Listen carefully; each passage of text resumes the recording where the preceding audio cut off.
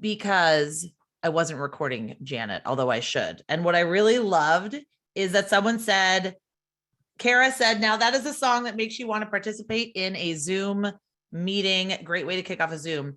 I love kicking off everything with music. And I usually try to kick off a lot of my speaking engagements with music just because, it's weird, it's awkward, it's silent. And then it just gives you something to kind of pump yourself up. So wherever you're listening right now, Facebook Live. Hi, everyone on Facebook Live. Hi, everyone on the webinar. Please let me know where you're from. There's over 300 of you right here. And if you're listening on my podcast, if you're a Nonprofit Nation listener, then welcome, because I will be uploading the podcast. I will be uploading this audio to my podcast tomorrow. So I just love to use audio in the beginning because, as someone said, it's a great way to make sure that you're here. We're ready to start. We're kind of going to jump in. Oh my gosh, Montana, Boston. I know we have a lot of Boston people. Idaho, Switzerland. I just love to see where you're all from. And also, I can send the chat transcription, if people are interested, at the end. But what I would encourage you to do is to put your questions, if you have questions, into the Q&A. But I love that, someone's in the witness protection program and unable to say. Okay, well, you know what? You don't have to say where you're watching from. Australia. What time is it in Australia? Oh my gosh. Santa Barbara, California. Oh my gosh. Chad. Hi, Chad. Oh my gosh. I see some really familiar names. Dallas, Ventura. It's going so fast. 6 a.m. in Australia. Wow. Well, thank you, Sally. I love Australia. I spent some time there and lived there for a while, and I love it there. And I'm sure it's warmer than Boston, although Boston right now is 40 degrees and not that bad. So let's get it kicked off, because I know you're really anxious. You've got a lot of questions. I had such a fantastic response to this webinar and to this topic. And I wanted to do this to celebrate the doors being open to social media for Social Good Academy, and just to say thank you so much for being in my community, being on my list, and just being a part of all the stuff that I'm doing. So you're in the right place here.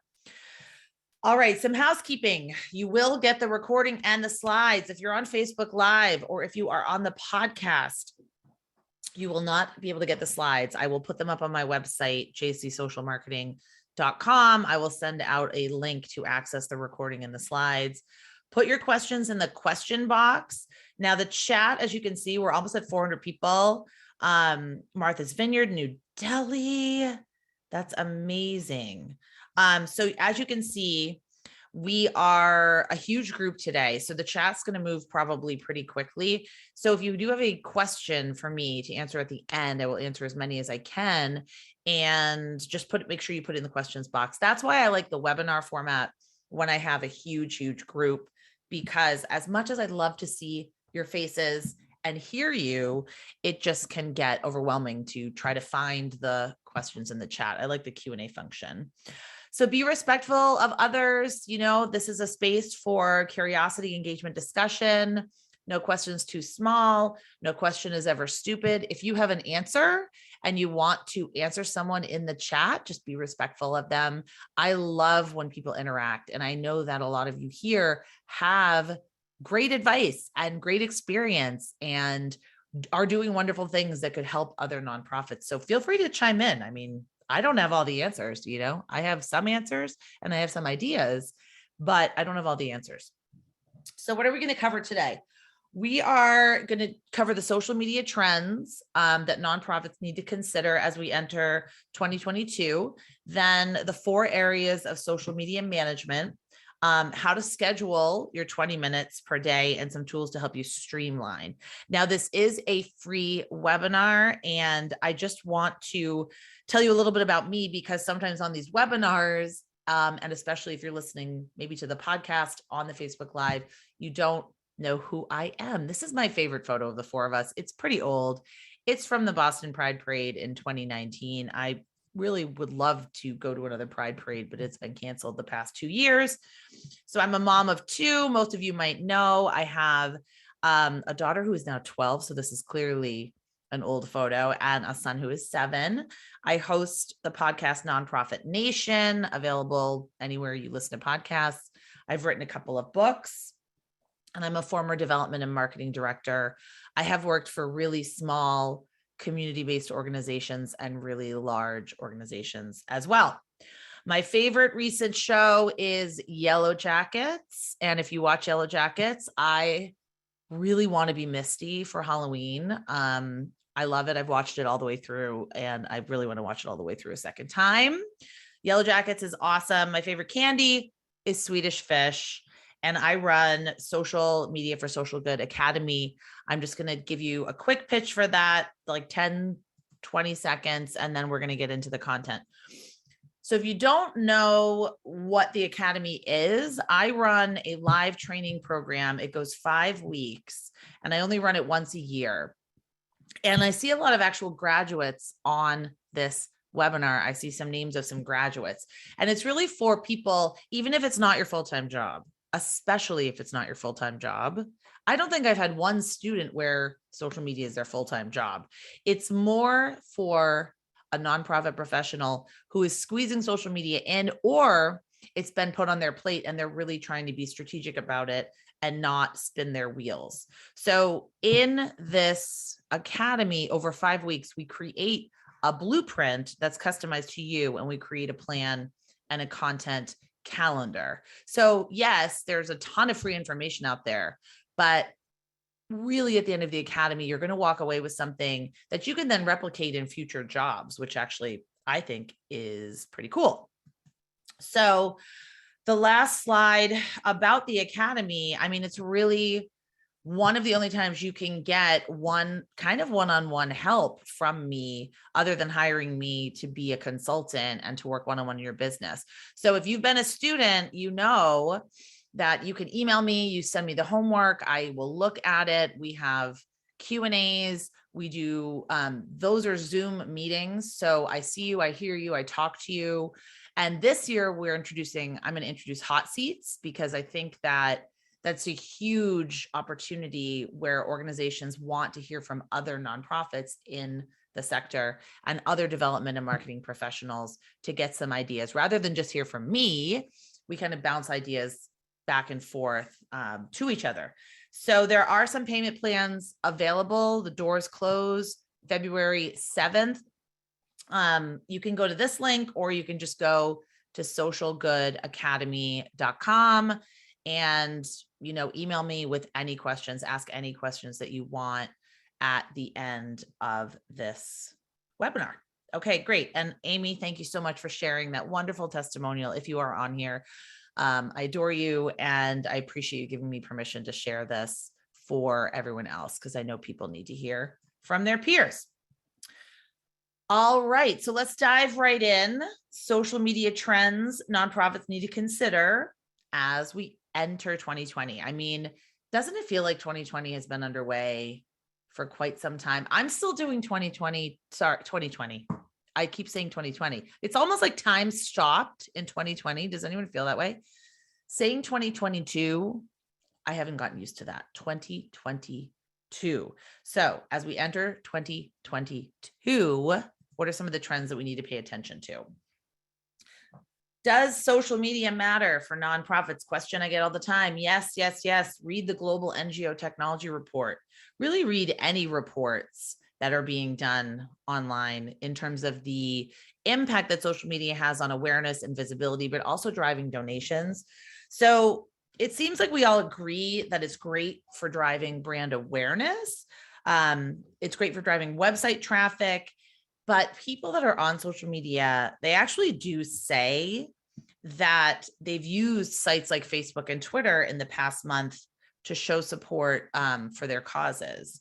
So 29% of online donors say that social media is the communication tool that most inspired them to give. And email was second at 27%, which I thought was interesting. That's a change from years past.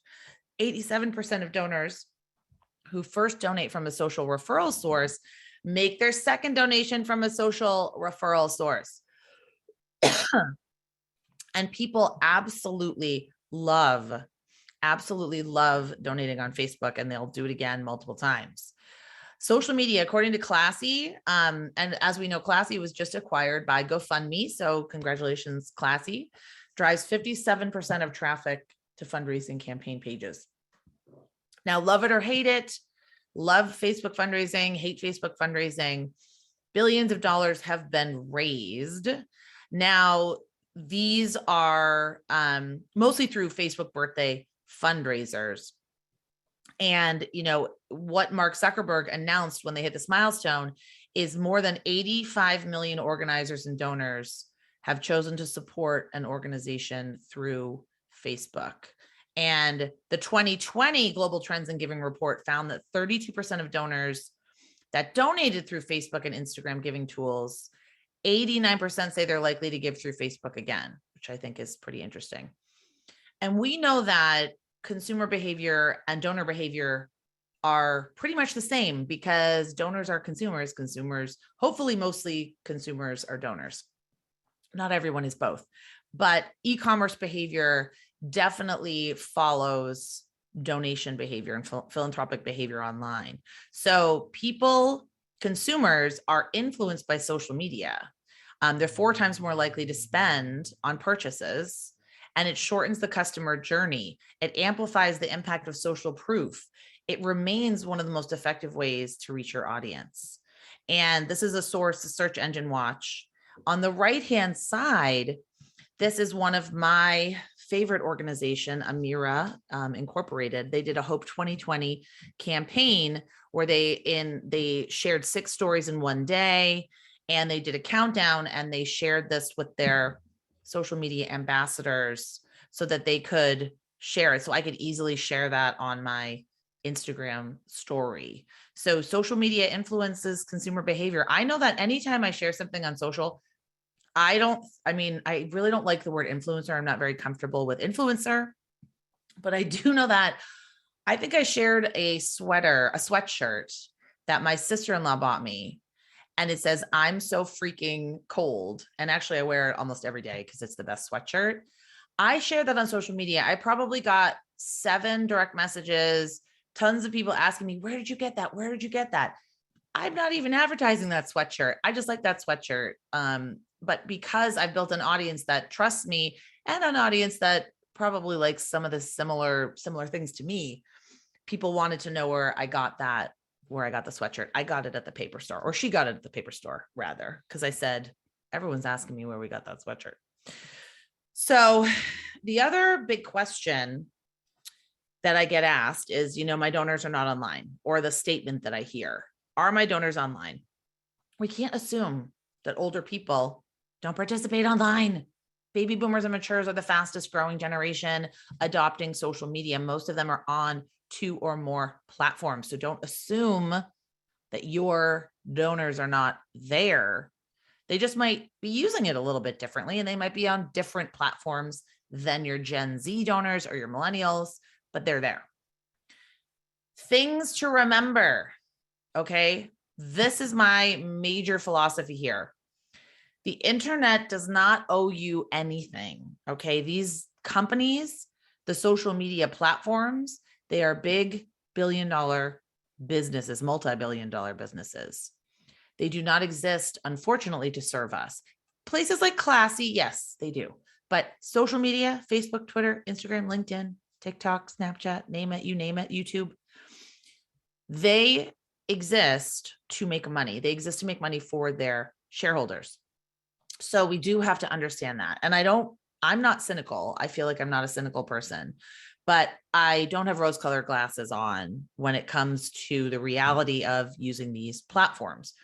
You also have to really spend some time building up trust first before you can start turning on that money faucet. I mean, it's not really a money faucet. It really requires a long-term strategy. It's like exercise. Consistency over time is key. It's a marathon and not a sprint. Okay. And your nonprofit might be better suited to Instagram. Somebody else might be better suited to Twitter. Someone else might be better suited to LinkedIn. So that's the real challenge. There is no one size fits all, just like there's no one size fits all exercise program. There's no one size fits all personal training program. There's no one size fits all nutrition program. Social media really is the same in that way. That's a great analogy. So why would we even use it? Why do we care? Why do we want to use it? Well, other than pushing out promotions, there are a lot of other reasons to use it. You want to increase transparency. You want people to see what you do, who you are, why you do it. You want to solicit feedback because you can get real-time, authentic feedback. Maybe you want to, see what you do through a new lens, get a fresh perspective. You want to be relevant. You want to be alert and responsive to conversations around your cause and your industry. You want to inform and catalyze, current marketing and fundraising efforts. Those are some really great reasons to use social media. So, wait, did I have an example? No. So beyond pushing out marketing messages, I think it's so important that we understand, just like in our personal life, what we share on social media affirms our values, our belief systems, what we stand for, and it helps us reach more people who think maybe like us, want to learn more, and might want to get involved in our work. So this is why showcasing your impact, telling great stories, encouraging conversation, sharing your vision, it's a great way to use social media. So it can't just be, okay, promoting our event, promoting our gala, promoting our annual report, promoting the public phase of our capital campaign. It really needs to be baked into your overall philosophy about how you communicate with your donors and how you communicate with your supporters. So we need to start looking at social media as a way to explain what we stand for, what we're trying to change. So what's wrong? What is the problem that we're working on? Why is it important? How are we working to solve it? And what are our core values? And we also have to understand that many people will not resonate. It won't resonate with a lot of people, but the people that it does resonate with, hopefully we will be able to bring them a little bit deeper into the fold. We're selling a better world. Okay. That's what we're selling on social media. We're selling our vision of the world. And I want to encourage you to fit it into your overall strategic plan. So it doesn't replace anything. And I think this is incredibly important. Anything that's working doesn't replace it. It just augments it and enhances it, and hopefully becomes a part of everything else that you're doing. And it works best when it's incorporated with offline, with multi-channel, with everything else that you're doing. So the first part of the webinar, the 4 areas of social media management. And these are really where you're going to split your time when we talk about how to split up your time into 20 minutes. But these are the 4 areas that you are responsible for if you're the only person responsible for social media at your organization. The first area is research and listening. So we need to think of ourselves as journalists and documentarians. We need to be looking for what's interesting, what's relevant, what's the hook, what's the angle, what's the emotion, what's going to captivate our audience and get them wanting to learn more. So research and listening. I love this from Albany Public Library. A lot of libraries did post when Facebook and Instagram was down that day. I guess it was October 4th, 2021. A lot of libraries posted, a lot of museums posted, but this is research and listening and constantly just seeing what's going on, being aware of the trends, being aware of the influencers, being aware of the other conversations, the hashtags in the industry. So some of the tasks that this might entail, these are not prescriptive.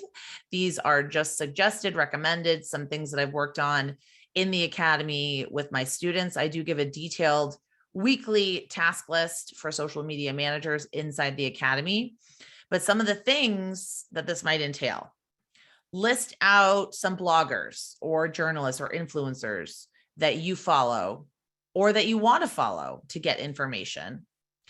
Create a label in your email provider for email newsletters. Now, this is so important. Okay. First of all, I'm struggling with this actually today. I signed up for some courses. I have so many email newsletters I want to read. I need to put them all in a separate label and a file, time block out and say, okay, I'm going to spend an hour tonight just like going through. I also got this amazing, I got the Remarkable. I treated myself and it is phenomenal. It's like a Kindle, but you can write on it. It's amazing. So you can read ebooks and stuff on it. So I got that because I think it's very hard for me to read emails on my phone or read emails on a tablet. I needed something that was like a Kindle / a notebook, and it's awesome. What else this can entail? Writing down 3 hashtags. What are the hashtags that you think your audience might follow? What are the hashtags that you follow?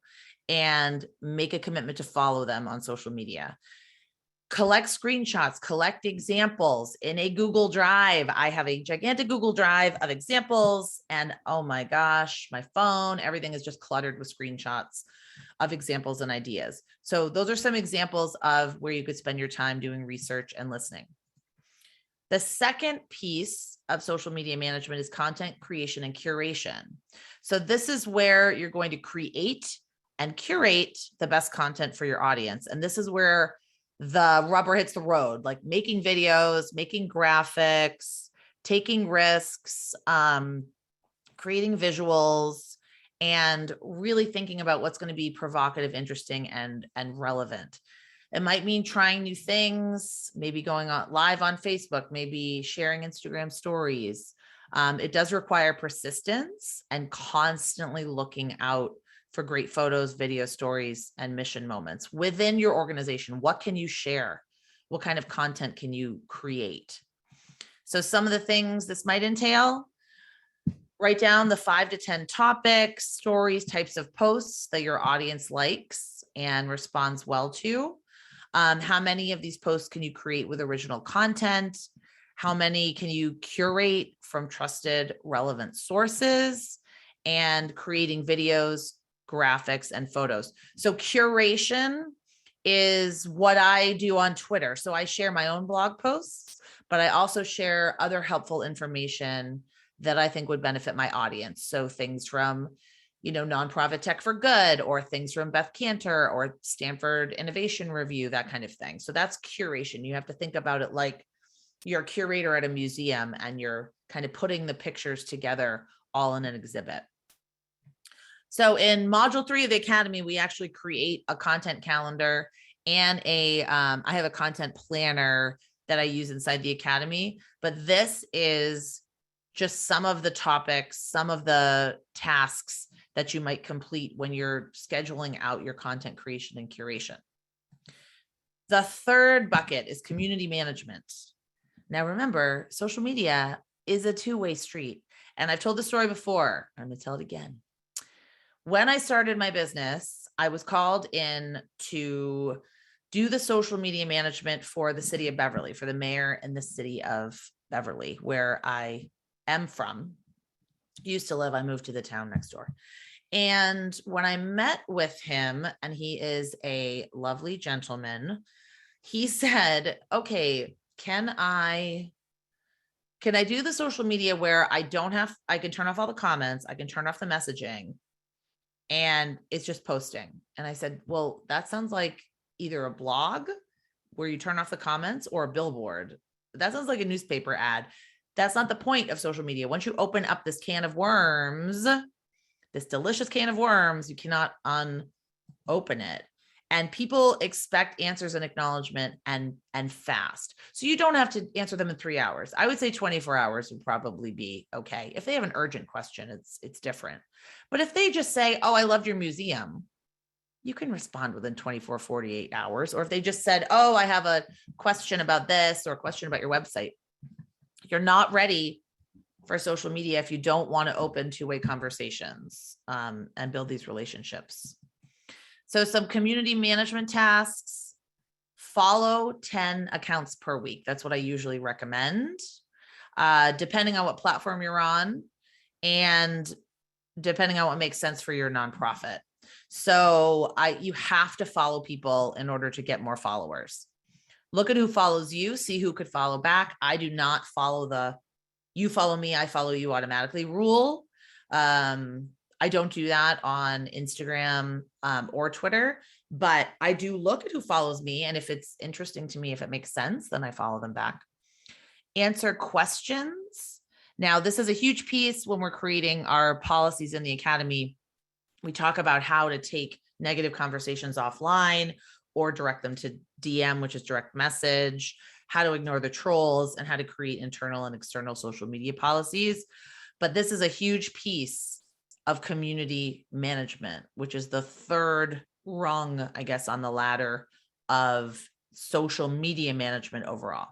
Okay, let me just take, okay, quick sip of water. The fourth piece, measurement and analysis. This is the one that gets forgotten. We are so busy doing content creation.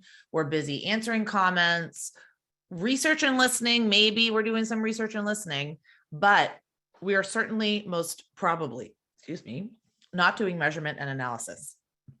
Don't drink an entire 2 seltzers right before a webinar. Okay. I love my good Poland Spring.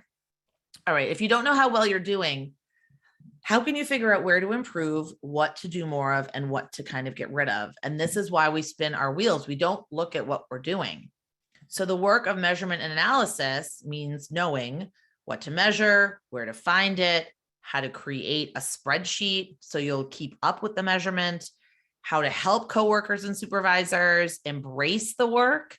That's huge. That is a huge piece of measurement analysis. It doesn't just go into a spreadsheet and you never tell anybody.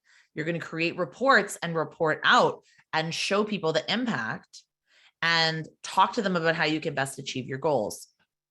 And then this is also in this is where to find benchmarking data so you can see how you're doing compared to other nonprofits. So some tasks, and this is an entire module in the academy, but choosing relevant metrics to track each month, running reports, reporting out to supervisors. How are you going to really get buy-in, right? Using this data to analyze and identify trends and improve the work.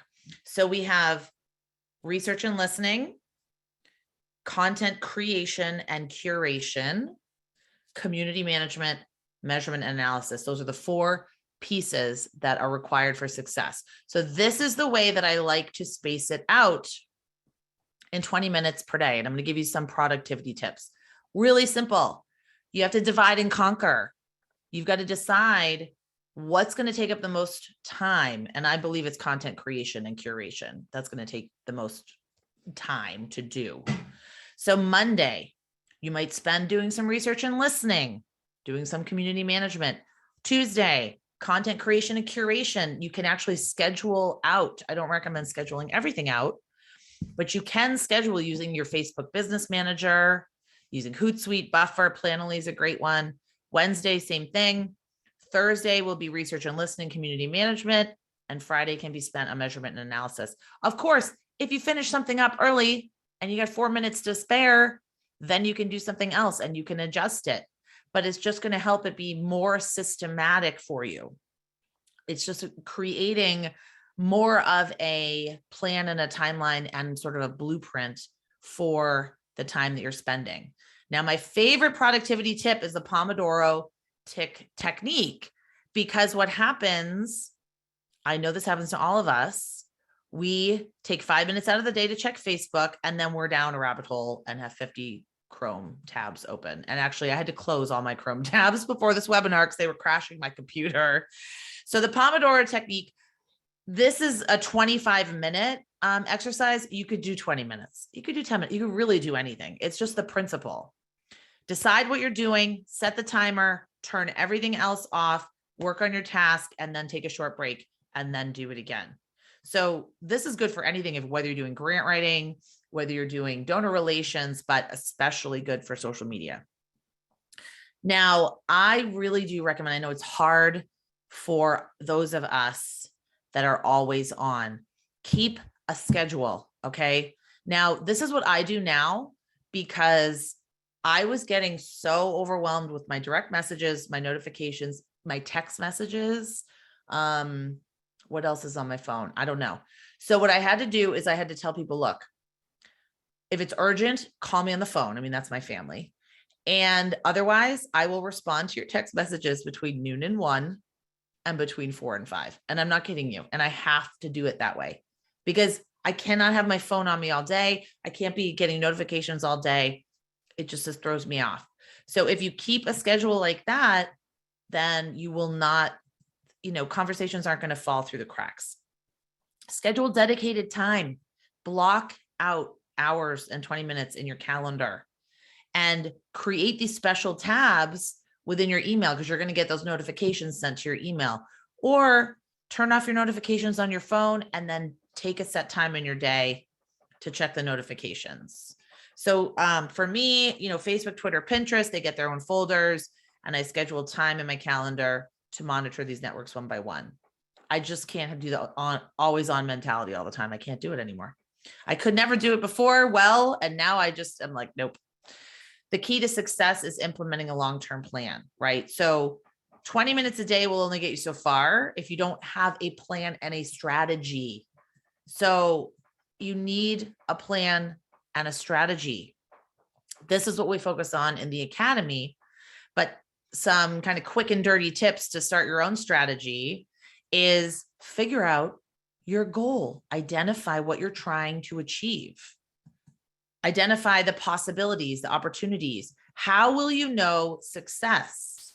How will you know success? And it's not, I will know it when I see it. That is not it. Identify your goals and then know who you're talking to and who you want to talk to. So the people that you already have with you and the people that you need to reach. That's audience identification. Then you can choose your platforms. Your platforms have to be tied to your goals and your audience. And this is what we do in module 1, I believe in module 2 of the academy, because we need to take lots of time to figure out our goals and our audiences. And then we choose the platforms. Now, I encourage you to reframe the way you think about marketing in general, but especially social media. Don't cut through the clutter. The only solution to the digital clutter problem is to craft inspiring, relevant communications designed for your target audience, asking them for their attention and earning their participation. So this is why we spend so much time identifying who we're engaging with, what action we want them to take, because different messages inspire different actions. And create content that people want to read, watch, and consume. What's going to put a smile on their face? What's going to help draw them in and make them excited and proud to be a part of your organization? Telling stories, shedding light on your staff members, your volunteers, the day-to-day work, creating that emotional connection. This is what social media is really about. Think about why we joined social media. We joined it to connect with real people and to talk about ourselves and our identities and things that matter to us, and then connect with other people that we want to talk to about these things. So that's how we should be using our platforms, and then sharing information that is helpful to our audience. Susan G. Komen, Florida did a whole series of Zooms live, actually Facebook Lives, when COVID first hit in 2020, because people were frantically asking them questions. They didn't know what to do. And then Amira, they're always going live to talk about what's happening, what's going on. We've got such great announcements. We have exciting news. Like, this is what's happening. Just keeping the pulse of the organization. Road Scholar, they share a lot of great graphics and quotes to get people inspired. They know that female empowerment is a huge, important issue to their audience. And then things like Museum at Night Challenge. What challenges, what hashtags, what cause and awareness days are relevant and interesting to your audience? Are they paying attention to? And then, of course, these like mission moments, photos, sharing your impact. That is a great use of your time on social media. This is what people want to see. So in conclusion, before we get to the Q&A, is that, trends come and go. Social media trends come and go, but the principles really do remain the same. You need to meet your donors, your supporters, your members where they are, not where you want them to be. You need to make every interaction as frictionless and clear as possible. Now, frictionless just means be where they are. If they are on Facebook, if they're on Twitter, if they're on LinkedIn, just eliminate that friction and just go where they are. And always think about your audience first when you're revamping your website, when you're writing your email, when you're sharing content on social media. And I just want to encourage you not to get overwhelmed. The only constant online marketing is that it's constantly changing. The platforms come and go. Focus on building a real community that will follow you. So I always like to end with the battle-tested tools, always the same ones, because I love these tools. I use them almost every single day. Canva, you can get a free premium account if you are a nonprofit. Animoto for video, Lumen 5 for video. WordSwag is a mobile app I like to use for graphics. If you have other apps that you like, I see the chat is kind of like going crazy.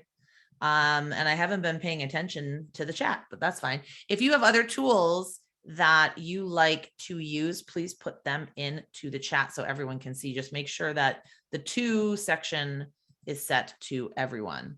So others for scheduling. I personally use Buffer. I really like Buffer. And I also use Facebook Business Manager. And those are really the only two I use. But I know Hootsuite is a great nonprofit discount. Later is fantastic. There are so many tools that people really like to use. Okay, so let's see. My ending thoughts. So, oh, someone says Flip Snack. Flip Snack is cool. Okay, WordTune. Very cool. What do we have in the chat? Oh, can you show the last slide again? Sure, why not? Oh, this one. So this is scheduling. How do we get Canva for free? Go to canva.com/nonprofits. Canva.com/nonprofits/nonprofits. Okay, thank you. Oh, thanks for everyone participating in the chat. So my ending thoughts, the most important piece of advice I can give to you, don't beat yourself up if a few tweets go unanswered. You can edit, you can clean up. Tomorrow's another day, right? Done is better than perfect. Done is better than perfect. Now, that doesn't mean being sloppy. That doesn't mean grammatical errors, let's just be real. I am not into that kind of done, but done is better than perfect. If it's holding you back, it's holding you back. All right, so we're going to get to the questions. This is my last slide. If you do want to join the Academy, socialgoodacademy.com. Like I said, class starts February 7th. I'm so excited. And I see quite a few people joining, and I am thrilled to get started. Oh, also, wait, I wanted to show you, there's so many questions. I wanted to show you the syllabus and also where to get the syllabus. So this is the sales page. Where's the syllabus? The syllabus and the live training schedule. So I'm going to put this into the chat because this is definitely the most important thing that you want to look at, because this is the question I always get. When are the classes? When are the trainings? So we start February 7th. We do a live training once a week and then a Facebook Live. And then I'm usually inside the Facebook group. I'm inside the Facebook group every day, but I always respond to my emails and do a lot of one-on-one. So that's module 1, how to structure your playbook. Module 2, get crystal clear on your strategy and audience. We do have a week in between where I let you digest, implement. I'm still taking questions and Q&A. Module 3 is where we focus on content, calendar, and plan. And module 4 is tracking social media analytics and reporting out and getting buy-in and sort of all that great stuff. There's a lot of bonuses there too. So make sure that you are checking out the, make sure you're checking out the syllabus. And if you can't make the live trainings, you get lifetime access to everything. So socialgoodacademy.com is where you'll find all of that information. All righty. Okay. Oh, what's your page for the live on Facebook? Well, I think, I'm not actually sure if it's working, but I think I posted it in the chat. It's just on it's in the Facebook group. So if you're in the nonprofit social media storytelling group, it's going to be there. Okay. What's the comparison between donations made using US mail and online? I don't know. Oh, you're saying like a statistic? Like what is the percentage? I don't know. So I think online donations are maybe about 13 to 15% of all donations. But I want all of you to hear this, right? Because you hear that, you're like, oh, well, it's just a tiny percentage. E-commerce is only 15% of total purchases, right? And you think, oh my gosh, like all I do is buy everything on Amazon, which is true. So you have to take into account with the e-commerce statistic, cars, groceries, other things that you just don't buy online. Like I know groceries are bought online, but a lot of other things. So same with online donations. I mean, you're not going to make a $5 million donation to Harvard online. So I think it's a little bit skewed, but I think it's about 13 to 15%. Blackbaud actually does a fantastic survey, and I'm going to find it. It's called the Fundraising Effectiveness Project. Here, I'm going to put it in the chat, although I can't really seem to find a good link for it. Anyways, the Fundraising Effectiveness Project. I don't know if this is it's when I Google it, it looks really weird. Oh, here we go. I got it in the chat. So just Google Fundraising Effectiveness Project. AFP has the link, or Blackbaud has the link to the Fundraising Effectiveness Project. And those are really, really great. Those are great resources for benchmarking and for donations. Okay, Hina says, I understand the importance of social media. It has served our organization well, but we've noticed over the past 2 years that the consumers are passively consuming rather than actively interacting on our platforms. Is that something you've noticed in the field? Yes, absolutely. I have noticed that. So the key here is to know which platforms get the most active engagement. One is TikTok. Okay, TikTok, love it, hate it, however you want to use it. It's designed for engagement. People go on the platform to engage. There's really no passive scrolling on TikTok. At least what I've seen, a lot of it is hearts and comments, sharing, liking, duetting. It's kind of built for engagement.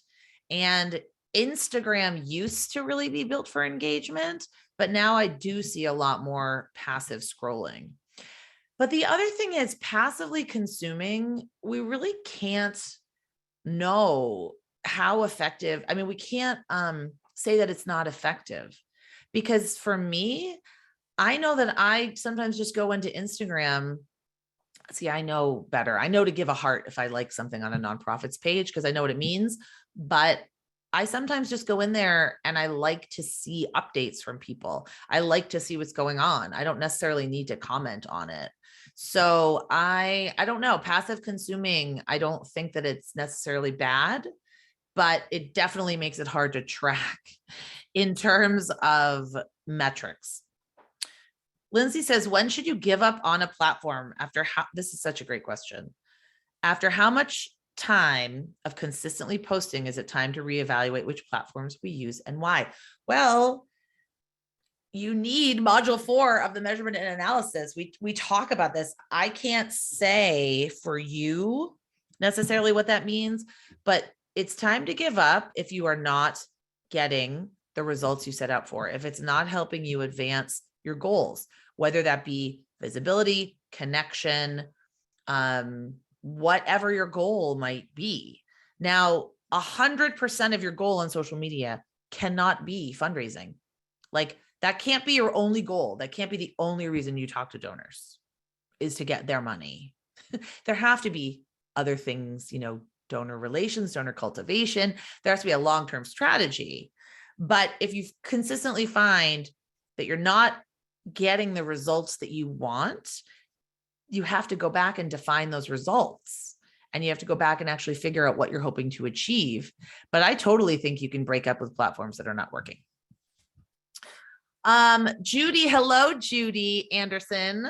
Can you talk about amplifying other groups and connecting it to what your nonprofit does? Leading from behind, showing gratitude to others. Yes, I believe a rising tide lifts all ships. And the more that people can see the great work being done in the sector and other people that you're partnering with, or maybe you're in a coalition, maybe there's work being done in your city, in your town, or even in your industry, in your cause area that you want to illuminate. I don't believe in competition in the nonprofit space. I also don't believe in donor fatigue. There's enough money to go around. There's enough money to go around. All right. And what I love is when I see nonprofits working together and when I see people collaborating and when I get the information that I need. It doesn't always have to just be about you, about your agenda, about your mission, about your organization. It's about the cause.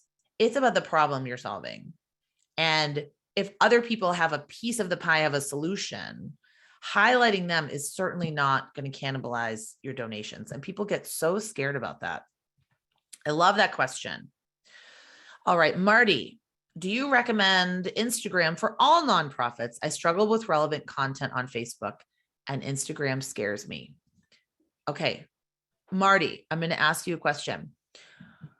Do you think that we should all vacation in Florida? Okay, hold on. My daughter is locked out, I think, and God only knows where my husband is. Do you recommend Instagram for all nonprofits? I struggle with relevant content on Facebook and Instagram. I can't tell you that because I need to know, what is your budget? What kind of content are you creating? What kind of visuals do you have? Like, where's your audience? What are your goals? So there's so many other questions that I need to answer before I could say that. So I would never recommend one platform for everyone. There's just no one size fits all.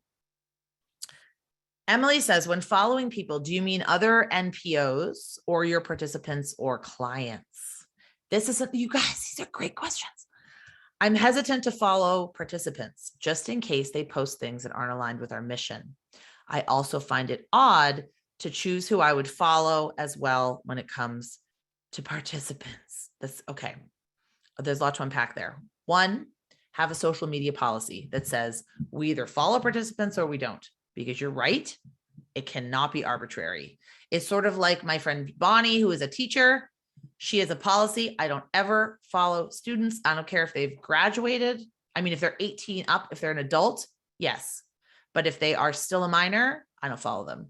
And that's just her policy. So at least have a straightforward policy. It can't be arbitrary. And when I say follow accounts, I mean bloggers, influencers, other nonprofits, partner organizations, funders, corporations, anything that's really relevant, that's relevant to your mission. Brian says, what are the relevant metrics to track? Another answer I can't give you because I don't know what your goals are, your audience. I don't know what channels you're on, and I don't know what you're trying to achieve. So relevant metrics to track, I have a lot on my blog around that, just to kind of give you a little big overview, but that's a bigger question than I can answer. I would say, it is important to make sure your numbers are going up. It's important to make sure that, you're not losing 50% of your email subscribers in one fell swoop, but that's really determinant on your goals, your audience, what you're trying to achieve.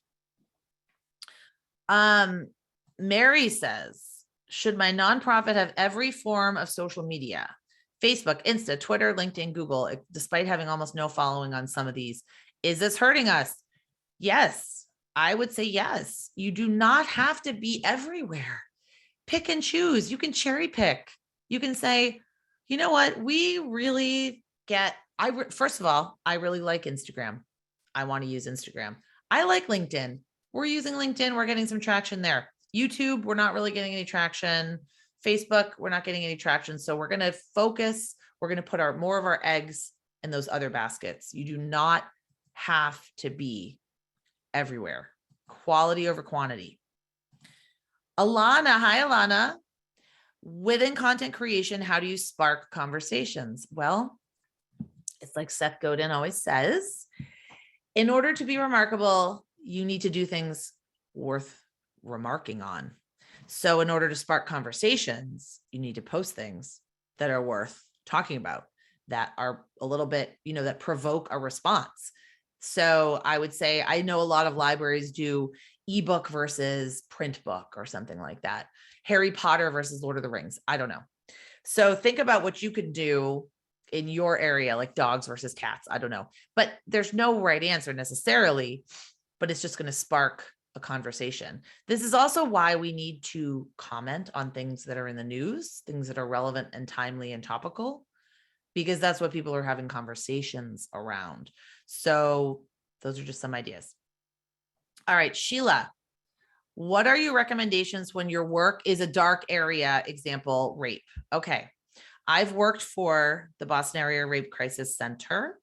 I've worked at domestic violence shelters, and Amirah, AMIRAH, they work with survivors of sexual assault and sex trafficking. And they do a phenomenal job storytelling on social media and on their email. So there are definitely ways that you can do it. And I have some examples for you. Amirah is one. The DoSomething.org, they talk about a lot of dark issues. To Write Love on Her Arms, TWOL, To Write Love, TWLOHA. They are an organization that focuses on suicide prevention and substance abuse and misuse. And they do some really great storytelling. So there's definitely ways to do it. And I've actually worked with a child abuse agency. So there are stories that you can tell that are a little bit uplifting. There are statistics you can share that are provocative. There are definitely content that's going to be interesting and relevant to your audience and to your donors. But stay true to yourself, stay true to yourself and what you believe in and what you're trying to achieve. Leah says, okay, so I'm only going to go until about 3, but I'm going to probably answer 2 more questions. And then, so I think that's what we're going to do. Leah, how do you know which platforms your target audience is using? Well, you either ask them or you look at your analytics inside social media and see if your target audience is there, because they'll give you that analytics data.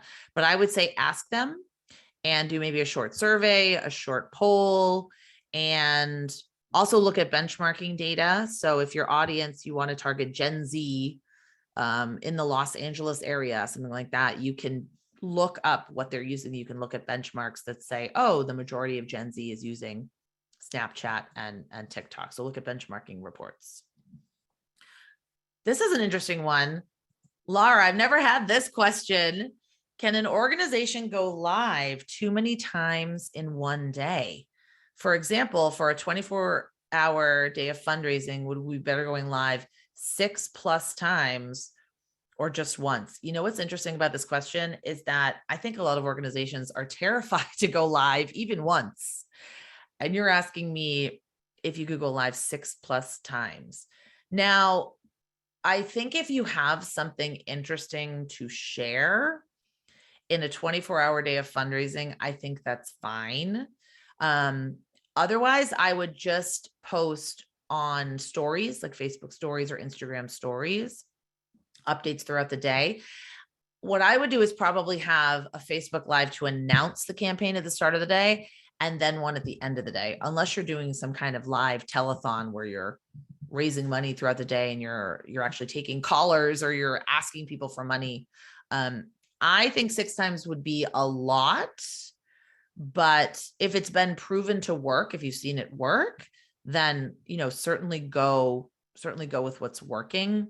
But for me, I think that it would get kind of confusing. And I would rather you do a very impactful one in the beginning of the day and the end of the day. And then you can share videos through the rest of the day. They just don't necessarily need to be live.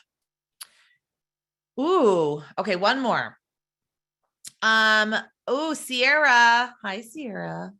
What's one thing we can tell our directors to convince them we absolutely need to be a part of this academy? I promise I did not pay Sierra to say that. One thing is that you're going to save time and you're going to get better results. So those are two things, but time is money and your time is valuable. You're going to have a plan.